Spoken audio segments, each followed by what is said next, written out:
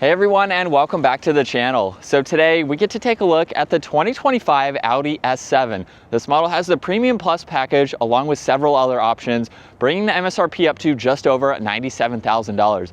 Huge shout out to Audi Northlake for providing this vehicle for me today. Take a look at their website. That link is down in the description below. This model is finished off in glacier white metallic, and underneath the hood, this is powered by the 2.9 liter twin turbo V6. It's also paired to the 48 volt hybrid system along with the 8-speed automatic. It pumps out 444 horsepower, 442 pound-feet of torque. That power is sent through the Quattro all-wheel drive system, propelling this 4,600 pound vehicle from 0 to 60 in 4.5 seconds. It has a top speed of 155 miles an hour. It also has a fuel capacity of 19.3 gallons. You'll expect to see 19 miles per gallon in the city, 27 out on the highway. This also has a wheelbase of 115.3 inches. Its overall length is 196. It has a width of 75.1 and a height of 55.8 inches. Now, as we take a look at the exterior styling, this has a really nice luxury focused and sporty look to it. You'll notice there's a lot of gloss black up front with the black optics package. It doesn't black out the Audi logo, however. There's a forward-facing camera, a sensor on both sides as part of the distance pacing, along with parking sensors. There's also LEDs for all of the lighting up front, more gloss black accents in the lower section, along with a ton of cutouts to provide additional cooling, and then some very crisp lines that come down the hood. Now, this model also has an upgraded set of wheels, so you'll notice the two-tone design. There's also the S-Line red brake calipers. This has gloss black for the side mirrors with a camera and a turn signal. More gloss black surrounding the window trim. There's also a sunroof up top, and then very nice crisp lines running down the side. Now, this isn't your traditional sedan, so it does have that sedan style to it, but a little bit more of that sport back look too. Now, coming to the back, there is a spoiler, so you can deploy that when you would like to. It will pop up at speeds, of course. There's also LEDs for all of the lighting, and it runs right through that power liftgate. There's the backup camera, all the parking sensors, and then the quad tip dual exhaust with some nice fins in the lower section of that diffuser. Now, you can use the button on the key fob or the control up underneath to open up the power liftgate. So this is what I mentioned, not your traditional sedan. So this makes it a lot more practical to put in some more items.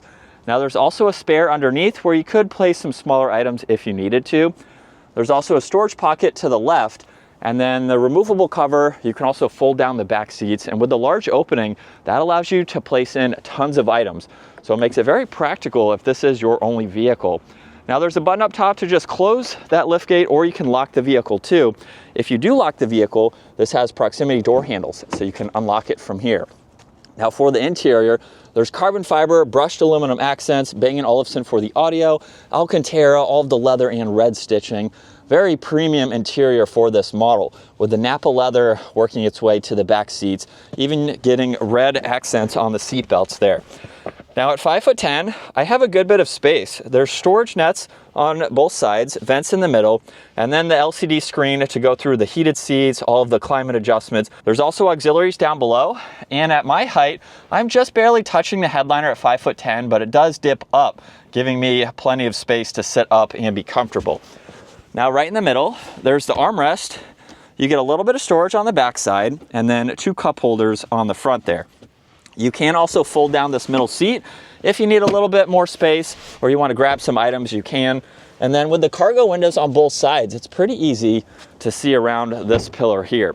Now, if we take a quick look at the window sticker, there's the S Sport package, Premium Plus package, black optics. This gets all of the red stitching, that's a package too.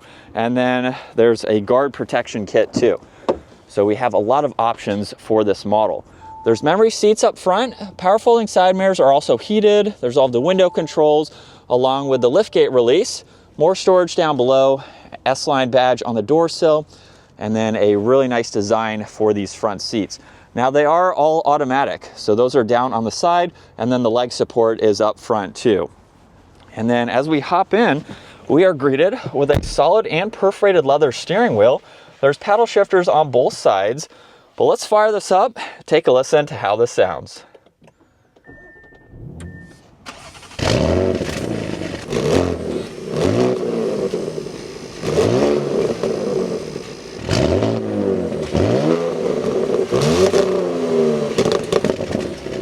And coming back to the virtual cockpit, you'll notice on the far left, there's engine temperature, far right is the fuel, and then within the screen itself, you can go through a lot by using the controls over on the left side. So if I just start pushing on the arrows, you'll notice the upper section, we can go through a lot of this information, even pull up the navigation, and then there's a scrolling dial to go through the rest of this. Now, if you want to bring it up in full screen, simply just click on View, and now you can monitor all of that front and center. It's especially helpful with the navigation, so that way you can bring this up in full screen and go through all that information. Now, on the right side, there's a favorites button. So when you push on this, you can pull up some information just depending on what you would like to have that for. There's also volume and tuning, Bluetooth and voice commands, and then cruise, distance, pacing, stalk is on the left side. Now you do get a little bit of storage down below with your headlight and fog light adjustments. There's more carbon fiber, brushed aluminum, leather for the entire dash. You'll notice there's air vents underneath that going all the way to the passenger side. And then with the first screen up top, you have quite a lot that you can go through with all of these icons. So just scrolling through all of these, when you get into vehicle, this is how you can get into your drive select. So you can also raise and lower the vehicle with its suspension setup and go through a few different settings depending on how you would like to drive. There's also shortcuts on the left side, so you can quickly get into all this information. And then in between the screens, there's engine start stop. You do also get a shortcut to the navigation, so you can have addresses preset. Here's the control for the rear spoiler. Then you can also shut the upper screen off if you would like to. And then in the lower screen, this is basically for all of the climates. So you can go through fan speed, temperature, where you'd like the air to go. There's even the heated seat adjustments. And when you push on the 3 circles there, you can get into the heated steering wheel and then the rear climate adjustments too. Below that, there's a shortcut to drive select, so you can get into those settings. There's traction control, some defrosters, power and volume for your audio. There's also the driver assistance, so you can set that up to your preference, and you do have a shortcut to the camera system. So with the 360 camera system, there's the top-down view, and then you have all of these controls and settings just depending on the visibility that you need. You can even get into the 3D one and swipe around the entire vehicle. Engine start stop is to the left of that. There's also 2 cup holders with a little bit of storage at a 12 volt. And then with the backup camera, what I just showed, by putting it into reverse, you have drive and the ability to shift using the shifter or the paddle shifters, of course. E-brake is behind that. There's the adjustable armrest. When you open this up, you get wireless charging with some auxiliaries too. There's also plenty of storage in the glove box. And then garage door buttons are up top underneath the rear view mirror. There's touch sensitive dome lights and the controls for the sunroof and sunshade, as those are both power operating.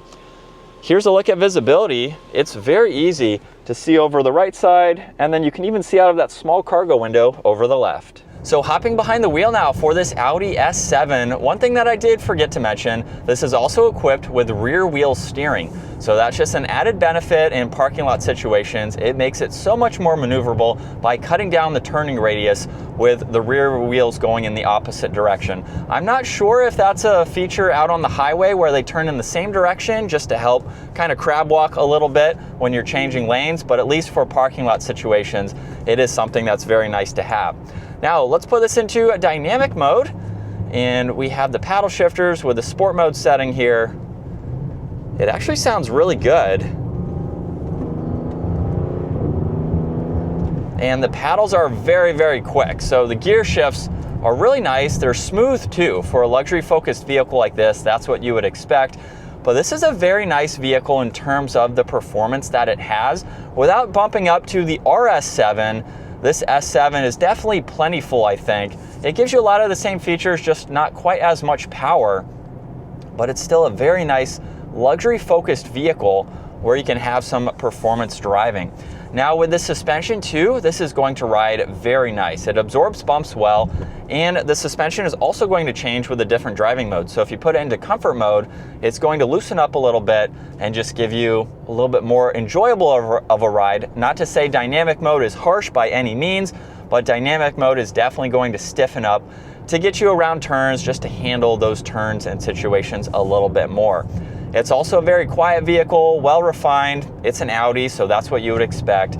This is going to be a vehicle that you can daily drive, and you get the extra practicality of having the hatchback basically to throw in larger items. So if this is your only vehicle, maybe you have a lot of larger items, you don't want an SUV, this is a perfect blend to go with for those situations. But let's put it back into dynamic mode again, where it actually does lower the suspension too. So in the parking lot, that's why it looked a little bit lower, because I had it in dynamic mode already. So it did lower the height of the vehicle.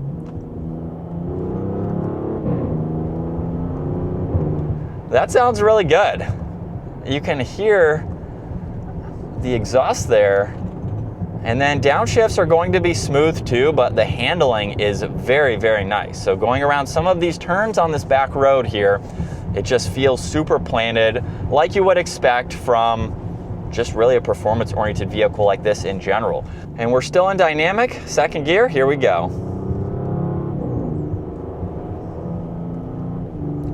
And with a mild acceleration, we're up to speed. This definitely has a lot more potential than what I'm doing today, but this is what it's like to be behind the wheel for this S7. Definitely a very nice seating position and a really nice outlook with everything that is in front of us here. And of course, if you don't want to spend this much money, you can go with an A7, you can go with a less spec'd S7, or if you do want to go for more performance, you can get the RS7, which is going to give you quite a lot more, of course. So we are in the middle trim level for this model, and it's been very comfortable. I get to drive a lot of Audis, and it's just a very nice vehicle to daily drive. I could see this racking up the miles, taking this on long trips, and then if you are on a back road, you can still have some performance driving to it.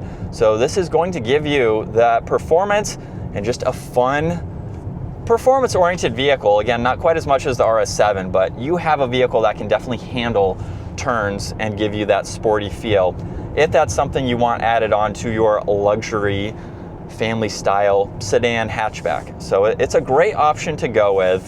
What's also nice with the different driving modes too is that it does change the throttle response as well. So even when I have it in the normal automatic setting, in dynamic mode, the shifts are going to become a little bit more alive, a little bit crisper. So it's going to shift through them a little bit different than you would in comfort mode. And as you can see, it lets you kind of rev it out just a little bit more. So if we put it into comfort mode, it will detune basically just a little bit and give you a more comfortable feel driving in traffic, things like that. It's just going to be a little bit more refined feeling, but then when you want to have some performance driving, dynamic is going to liven that up and give you the response that you're looking for. But as you can tell, super comfortable, very quiet. We have a good bit of wind today, and it's very hard to even hear any of that at the speeds that we are going right now. But I do want to touch base on the rear wheel steering again. So we're coming up to this turn where I don't think I'm going to have to put it into reverse. Because of the rear wheel steering, we have a very short radius here. Turn it all the way to the left, and this is super impressive. This is a very tight circle. For a little bit longer of a vehicle, that is very nice to see. And that is going to wrap it up for the 2025 Audi S7. Once again, huge shout out to Audi Northlake for providing this for me today. Take a look at their website, give this video a huge thumbs up if you enjoyed it, and consider smashing that subscribe button so you can stay up to date with our daily uploads. I will see you all in the next video.